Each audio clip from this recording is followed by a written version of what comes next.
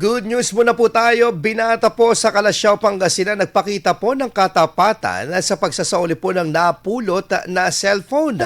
Ikwento mo ang good news na yan, Idol Ruru Hugotero. Isang magandang halimbawa ng katapatan ang ipinamalas ng binatang si Ronald Fernandino Vidal mula sa Kalasyaw matapos niyang isauli ang isang cellphone na kanyang napulot sa Senior Divino Tisores Street at voluntaryong dalhin sa Kalasyaw Police Station.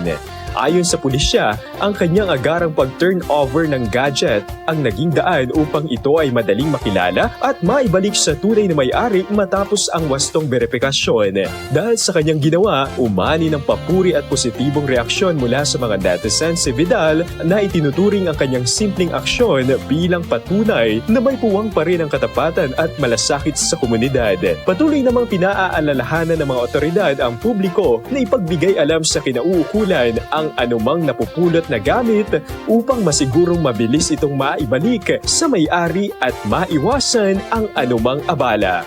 Mula dito sa IFM Dagupan, yan ang ating good news. Ako si Idol Ruru Hugotero, tatak IFM. IFM News. IFM News. IFM News.